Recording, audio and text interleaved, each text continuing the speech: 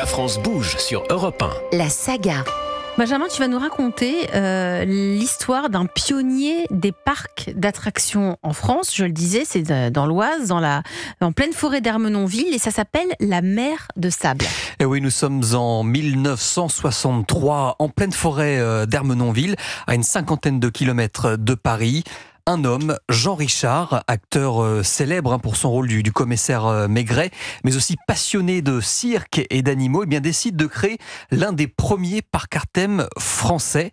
Et c'est le paysage en fait qui va donner le nom du parc, puisqu'il y a une immense étendue de sable, un vestige d'une mer disparue il y a 3 millions d'années. Et c'est le début de la mer de sable. Et très vite, le thème du Far West s'impose, comme le raconte Antoine Lacarrière, le directeur actuel. Au tout départ, je pense qu'effectivement, le site s'y prête beaucoup. Mais le site aurait très bien pu faire le Moyen-Orient, il aurait très bien pu faire tout ce qui est thème de désert. Pourquoi le western ? Parce que, en fait, dans le western, il y a pas mal d'animaux. Il y a des chevaux, des poneys, il y a pas mal d'animaux en fait, de ferme.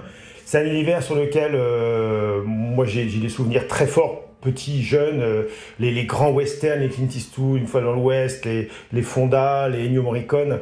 Et c'est vrai que ça a bercé notre enfance. C'est un univers qui ne bouge pratiquement pas. Et on crée ce moment unique, notamment avec les tout jeunes, les tout petits, qui viennent pour la première fois et qui sont souvent émerveillés. Parfois, ils sont un peu créatifs, parfois, ils ne le sont pas du tout.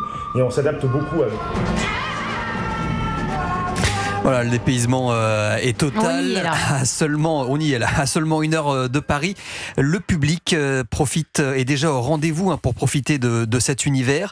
Et le parc se distingue très vite, non pas par ses attractions, mais par ses spectacles. Parce que nous avons pratiquement à l'année une vingtaine de chevaux qui vont travailler un jour sur deux pour pouvoir faire nos spectacles, et une quinzaine de comédiens pour pouvoir justement raconter des histoires, mettre en scène des situations où parfois le public va être impliqué, notamment l'Attaque du train, qui est notre spectacle iconique, qui est un spectacle en fait qui se déroule sur la dune elle-même et qui est sublime parce qu'il est cinétique. C'est un espace gigantesque dans lequel on arrive à emmener les enfants. Et là, je peux vous dire, on a à peu près, je sais pas, peut-être entre 2000 et 3000 visiteurs qui s'installent sur la dune, sur les gradins.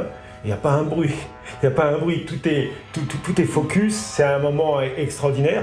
Des cascades que vous ne voyez jamais ailleurs. Parfois, vous le voyez au cinéma. Mais c'est vrai que j'ai une équipe qui est assez incroyable. Voilà, depuis 60 ans, la mer de sable traverse les époques, a changé de propriétaire, a modernisé ses attractions, mais reste fidèle à son esprit d'origine. Et en 2025, le parc devrait accueillir près de 400 000 visiteurs. Merci Benjamin.